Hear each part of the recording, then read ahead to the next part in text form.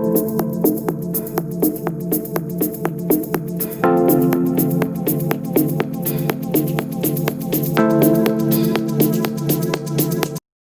to Coin News Extra. So this is an interesting event today that we are presenting to you. It is the first edition. Actually, it is solving gender inequality using blockchain.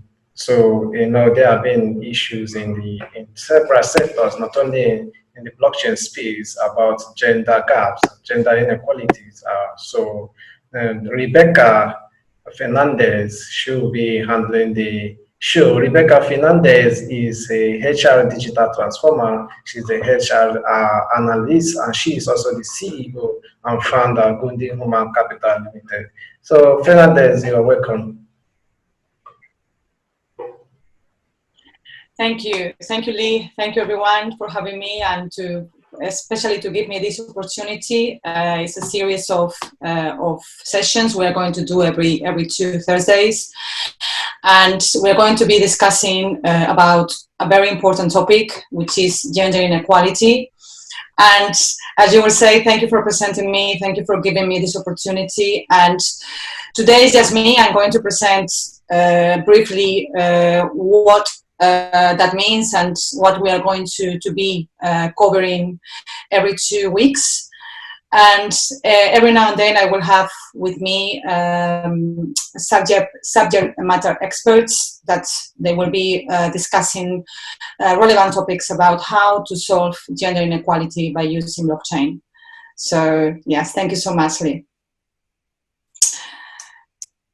So I would like to give a little bit of introduction of why we're doing this and what that means. Basically, we have been hearing for many years, and I think sadly we are still living in an inequality world, and there is gender gaps and discrimination gaps, there's biases, and we know that, right? And we try very hard to solve it. Especially in the HR industry, we do a lot of programs in different companies. Companies spend a lot of money in diversity, inclusion programs, but seems that it's not enough. Seems that there is still a lot of work to do. I guess everyone knows World Economic Forum, but World Economic Forum reports every year about a gender gap report. And this year in 2020, they reported that we continue at the same pace and doing exactly the same thing that we're doing at the moment. It's going to take us 100 years to reach gender inequality. Of course, if we read that report, there is countries that they are doing quite well. So I can name a few. Nordic countries continue to lead the way of gender parity. We have in the top of the list Iceland with almost 90% of gender parity. Then we have Norway in the second. But there is other countries that we see, especially, for example, Spain. We have also African countries. We have also US countries, Latin American. That generally speaking, they said this year that it will take us 100 years. For countries like North African countries, it could take us 150 years, actually, they reported. So that means that we need to do something differently. That means that we need to go to the root cause and do things in a different way. And that's why we came up with a solution. And we are seeing that, and especially the United Nations has reported and proved that blockchain can help with gender inequality and to help with increase, I guess, the female ecosystem and also increase and reduce biases, for example, or discrimination that we have in the current system, led by technology or other type of tool. So just to mention our program, our project, I'm the co-founder of a movement which is called solvinggendergap.eu, and we have a solution, a blockchain solution that helps with gender inequality. We actually as well, and that's why I guess I'm in this program, we have also created a challenge because we want to solve gender inequality by 2030. Because I guess, Lee, you don't have 100 years, right? And I guess everyone who's watching us, we don't have 100 years. And to be honest, even if I have them, I cannot wait 100 years to close the gender gap. And I really want to solve this as soon as possible. So for that, we need, as mentioned, we need to do things in a different way. We have another problem as well, which is biases. It is proved by a few reports, but especially I can name you a report that says that also artificial intelligence cannot remove biases. Again, biases is, could be as unconscious, is a perception that a person has based on their own experience, background, way of living, culture, and sometimes could put females or women in a disadvantaged position just because we are women. I don't want to sound that I'm a feminist because I don't have anything against men. Don't tell me wrong. I'm not the typical woman that I'm against men. No, I just want to have an equal world in which we treat us as humans, right? So we are humans, you and I, we are humans, we have capabilities, and we have skills, and we have, and we are uniques. It doesn't matter if you're a man or woman, where are you coming from, we are humans. And that's why we came up with this. And what happened is the current technology, the current system, we see that, again, 100 years is taking us to reach gender equality. So we want to do things in a different way, and for that, blockchain can help us, and that's why I'm here. I don't know if you have any questions, Lee, that you want to ask me in the meantime. Okay. When it comes to gender, is a very serious issue. So everybody is looking at it. So what's the mission and vision of your movement to have a gender equality? Yes, so our mission is, first of all, we have the solution, and then we have a challenge. Our mission is we want to close the gender gap by 2030. For that, we want to call everyone, and we want to start especially in emerging countries like Africa. We are looking as well to Latin America and Middle East, because we want to increase the female ecosystem in blockchain. And for that, it will spread, I guess, over the world. And of course, because I have the HR background, if we're talking about labor, right? So gender gaps, talking about pay gender gaps, for example, for instance, we need to also change the systems, the way we recruit, the way our system, HR system, HRIS systems are made as well. Again, I'm not saying that we need to remove the current technology and do things in a different way. I'm just saying that we need to adjust certain patterns, and we need to look at how we structure the world or the system in a different way. So it is proof that if we eliminate intermediaries from control the flow, information, that could actually help with discrimination and could actually help with gender inequality, which is what we're trying to do. That's our mission. We want to close the gender gap by 2030. That's our mission, and that's our goal. And for that, we have created this challenge. We ask for people to help us. Again, we don't have anything again. It's not about me as a woman. I'm working with a team, which it is conform, and we are a part of a group made by men and women. We just want to have an equal world, and we don't have 100 years. So we want to do it in 10 years. Okay, what's the going for gender equality? What are the approach that you are using? The strategy. Yeah, so we as I said, we have already a tools. We have a toolbox in which can be implemented anywhere. We have actually the interface that goes from the blockchain to any type of system. So we have created that. But before that, we need to increase the ecosystem. So we need to increase people that is using blockchain. Our approach is, again, we want to start with developing countries, and we would like to increase the ecosystem of females in Africa and also Latin America and Middle East. The approach is that if someone wants to join our challenge, they can approach us in www.solvinggendergap.eu, or they can also find us in gendergap.org.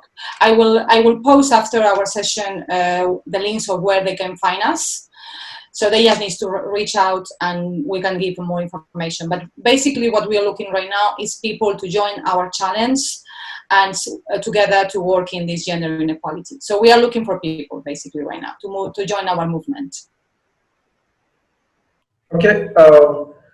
What are you, as a HR specialist, and you are moving for this? What are your advices? What have you, first of all, what have you observed from companies when it comes to, most especially companies in the blockchain space, when it comes to this gender inequality or gap, and what approach do you think they should do? What are your recommendations to solving this? Yeah, of course, currently I'm talking about HR. HR world industry, we are seeing from the last decade that we are implementing technology, any type of technology, especially no blockchain. As far as I know, there are a few testing. We are in prototyping and a few. I don't think we have reached the prototyping stage yet. I think we are testing a few aspects of recruitment or payroll. But in HR specifically, we started implementing technology a decade ago. It's not like a long time ago. What happened with the current technology is that we copy and paste data, right? So it is a copy and paste. And then when a company wants to implement HR technology, we need to go through the painful exercise of testing, copy and paste data. We don't have traceable records of an employee, for example. We actually, it takes actually forever for testing, retesting.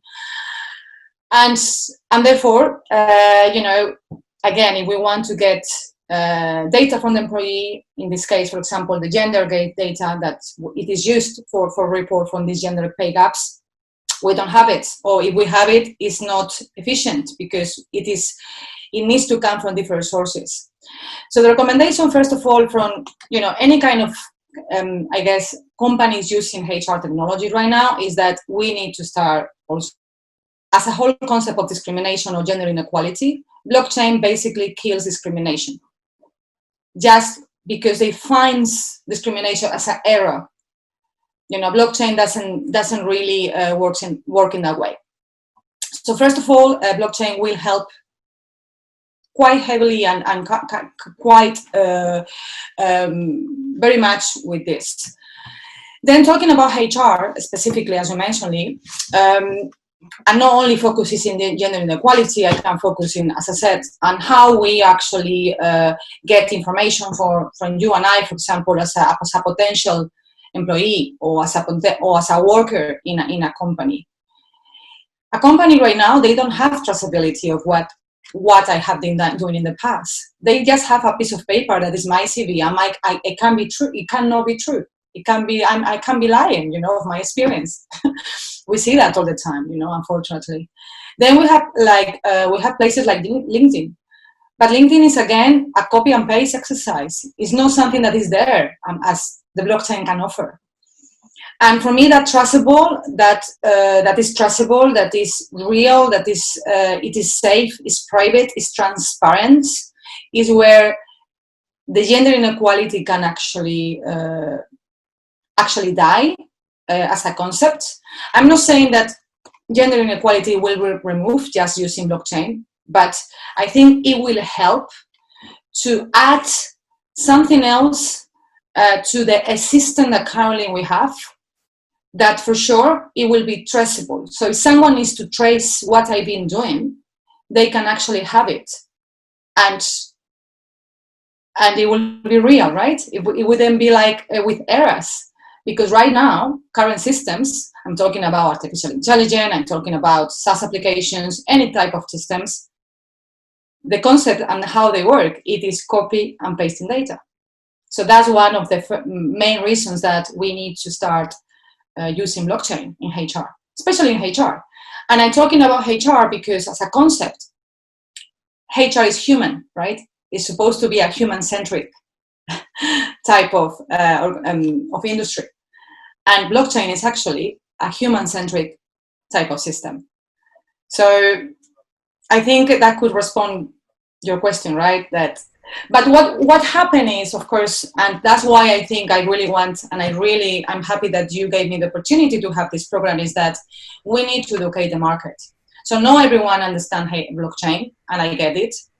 Not everyone understands what that means, or what is biases, or what is discrimination, and I get it.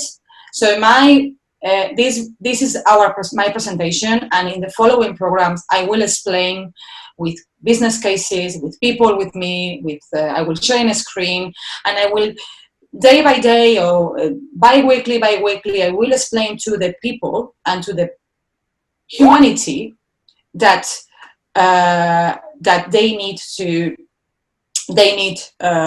start using blockchain. So what happened is we need to increase the ecosystem. We need to start educating potentially millennials or small generation, because again, at the end of the day, maybe we cannot change. The way we think, right? We are old enough, but maybe the younger generation that can think in a different way and see the world in a different way. And for sure, that I really want to leave my kids or the kids of my kids an equal world. I really want to give them a no discrimination world. I don't really want them to grow in a society made by fear, discrimination, hate, and especially just because we are women, we have to be in a lower or disadvantaged position. I want to be in an equal world, that we are treated as a human, that we have capabilities, and we can actually prove that what we are telling is true. And that's the beauty of blockchain, is giving us this. And again, for this, our challenge or our vision is we need to educate the market, right? And we want to do it in emerging markets. That's why I guess I'm talking with you guys, and thank you so much for having us. And please join us in our challenge. If someone is interested to know more about us, or even using our toolbox, they can find us as well. But if they want to join our challenge, and again, I'm not a feminist. I have to make that very clear. I just want to increase I want to please close the gender gap by 2030. And I think we can do it if we just fix a little things that we do. Maybe we can add something else, and blockchain can help, because it's proved by United Nations. A lot of big organizations are talking about this. It's not just because I'm Rebecca and I came up with this idea. It is data that prove us. There is United Nations. A lot of organizations are working in developing countries, and they are proving that actually is increasing opportunities for females in those countries. It's increasing the traceability, the trust, and again, it's really what we want. I really want an equal world, and I will do whatever is needed. So that's why we need people to join us, please.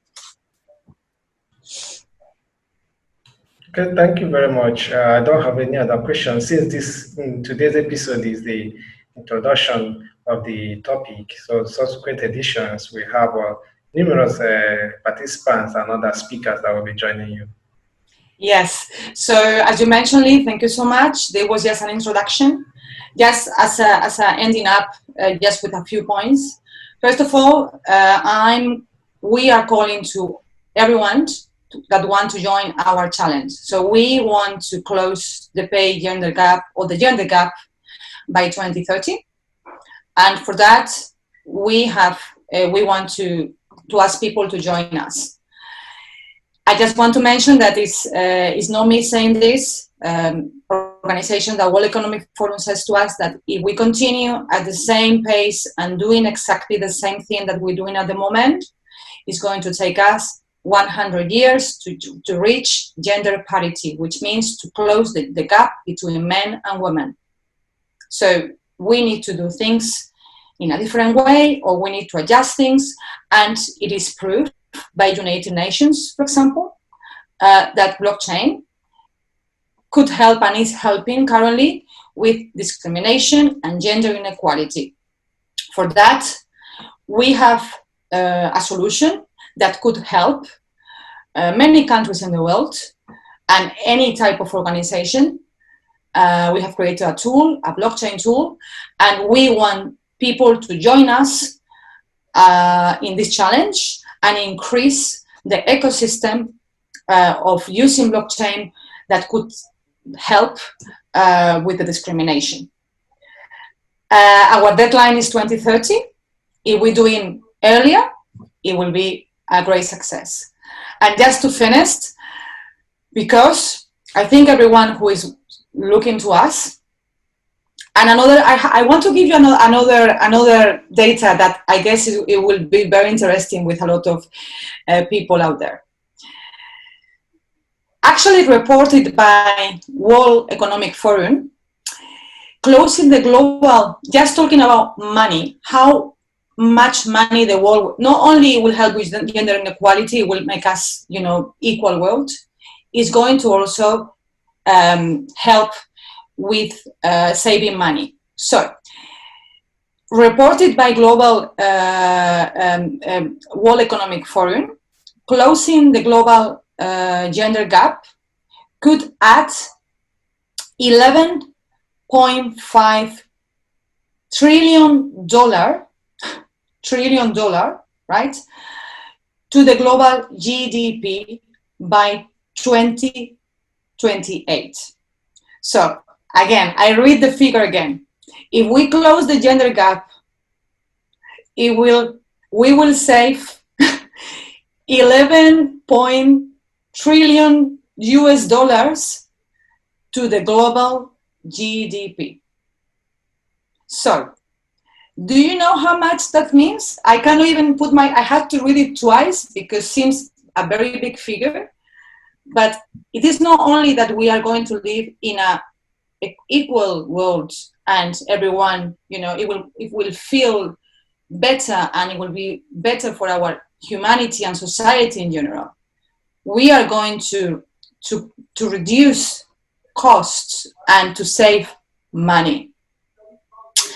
So that I wanted just to give that figure at the end of my session, just to put the people in their heads that we are not talking about theoretical, and no, we have the data, and actually the economic impact as well is huge if we close the gender gap.